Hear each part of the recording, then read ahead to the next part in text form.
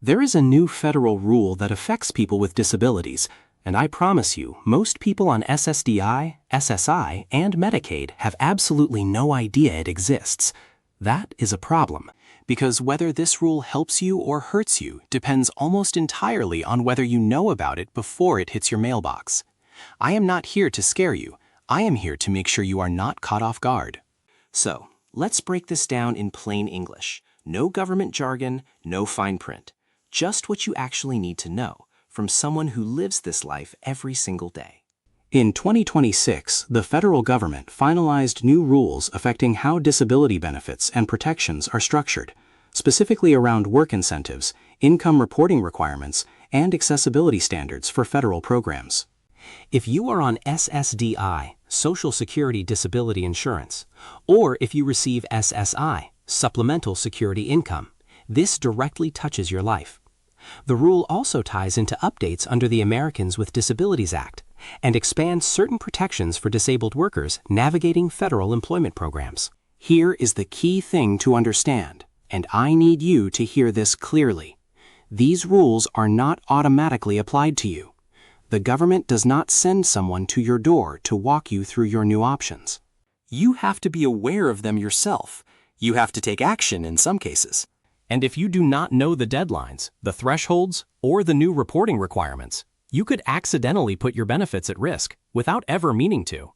That is not a scare tactic. That is just how this system works. And knowing that is your first line of defense. Let's talk about one of the biggest fears in this community. What actually happens when you try to work. For years, the SSDI system has had what people call the benefits cliff. You start earning money, you cross a threshold called Substantial Gainful Activity, SGA for short, and suddenly your benefits are at risk of being cut. Here is where the 2026 numbers land. The SGA limit for non-blind disabled individuals is now $1,220 per month. For blind individuals, it is higher, $2,025 per month. If you earn consistently above those numbers, Social Security considers you capable of substantial work, and your SSDI can be suspended or eventually terminated. Now here is the part the new guidelines updated, the trial work period. You are allowed 9 trial work period months within any rolling 60-month window. In 2026, a trial work period month is triggered any month you earn more than $1,010. During those 9 months, you can earn any amount and still receive your full SSDI check. That is your testing window. Use it wisely. After those 9 months, the extended period of eligibility kicks in, a 36-month window where your benefits can be reinstated in any month your earnings drop below SGA without you having to reapply from scratch. That is a protection most people do not know they have. But none of it works in your favor if you do not report your earnings correctly and on time. The SSA does not automatically know what you are earning unless you tell them or your employer reports it. Failing to report leads to overpayments, and they will come back to collect every single dollar, with interest. Now let's talk about Medicaid, because this is where people get blindsided the most. A lot of people on SSDI or SSI think of Medicaid as just a health insurance card. But it is far more than that for most disabled people. Medicaid is often the thing that pays for home care, durable medical equipment, wheelchairs, prescriptions, personal care attendants, and the support systems that allow disabled people to live independently in their own homes. Lose Medicaid, and you are not just losing a doctor visit. You could be losing the infrastructure of your entire daily life. Here is something critical that a lot of people do not realize. There are 2 different types of Medicaid coverage in the disability world, and they work differently. If you receive SSDI and have been on it for 24 months, you qualify for Medicare, not Medicaid. Medicare is federal. Medicaid is state-run and income-based. If you are on SSI, you are typically auto-enrolled in Medicaid through your state. Some people have both, and the rules governing each one just changed. The 2026 updates include revised income and asset thresholds that affect Medicaid eligibility in many states. Some states are implementing expanded look-back periods for asset transfers. Some are updating spousal impoverishment protections for married disabled individuals. And the federal floor for what states must cover has shifted in certain care categories. What you need to do right now, not next week, right now, is contact your state Medicaid office directly and ask specifically whether any 2026 rule updates affect your coverage category. Come with your case number ready. Do not assume nothing changed. Assume something changed and verify. Here is a piece of the new rule that actually carries some good news, if you know how to use it. The federal government has expanded protections for disabled employees and job seekers working with federal contractors and federally funded programs. The rule strengthens requirements for reasonable accommodations, expands the definition of covered disabilities in some contexts, and places new reporting requirements on employers receiving federal dollars to document and improve their disabled workforce representation. What that means practically, if you are thinking about re-entering the workforce at any level, is that certain employers now have stronger legal obligations to accommodate you than they did before. That does not mean the system is fixed or that you will never face resistance. It means there are more tools in the toolbox now. And knowing what you are entitled to ask for before you walk into that interview or that HR conversation is the difference between getting what you need and walking away with nothing. Let me be completely direct about the risk side of this. The biggest danger with any federal rule change is not the rule itself. It is the gap between when it takes effect and when you actually find out about it. SSA and Medicaid offices are not in the business of calling you to explain your new options. They are in the business of processing paperwork.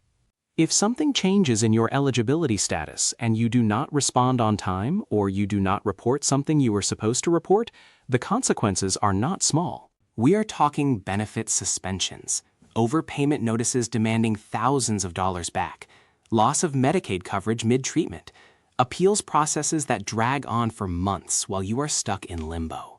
I have been on SSDI. I know what it feels like to have your entire financial foundation tied to a system that can shift without warning and without much sympathy. The best protection you have, the only real protection you have, is your own information. Know the rules, know the numbers, know the deadlines, and keep a paper copy of everything. Here is your action list. 5 steps. Practical, specific, and doable today. Step 1. Log into your My Social Security account at ssa.gov. Check your current benefit status, your payment history, and any recent notices or alerts on your account. If you do not have a My Social Security account yet, stop what you are doing after this video and make one. It takes 15 minutes, and it is the single most important thing you can do to stay on top of your case. Step 2. Call your state Medicaid office, not the federal number, your state office. Ask them directly whether any 2026 rule changes affect your specific coverage category. Have your Medicaid ID number and case number ready before you dial. Step 3. If you are currently doing any kind of paid work, any gig, any freelance, any cash income of any kind, make absolutely sure you understand your earnings reporting obligations before your next check arrives. When in doubt, report it. An overpayment situation is painful but survivable. Getting caught not reporting is much worse. Step 4. If you have any interest in testing the waters with employment, look up the SSDI Ticket to Work program at choosework.ssa.gov. It was built specifically to let you test employment without losing your benefits cold turkey.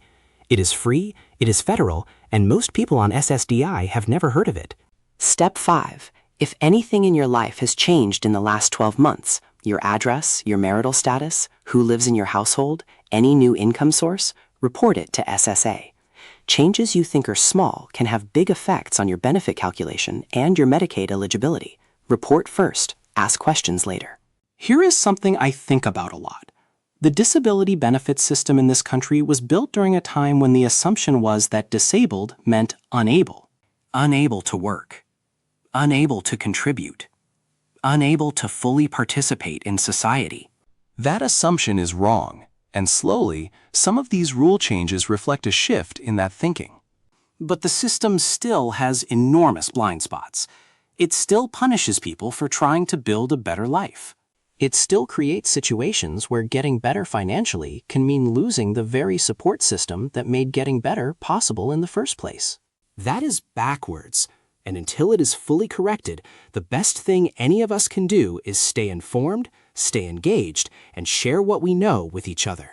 Because this community takes care of itself when the system falls short. This information matters, not in theory, in your actual life, your actual check, your actual ability to get the care you need. I made this video because I know how easy it is for this stuff to get buried in language most people do not have time to decode. Consider this your plain English version. Drop your questions in the comments. If you have dealt with a benefits change, a Medicaid issue, or a work incentive situation, share it below. This community learns from each other. Subscribe if this kind of real talk is what you came here for. I will see you in the next one.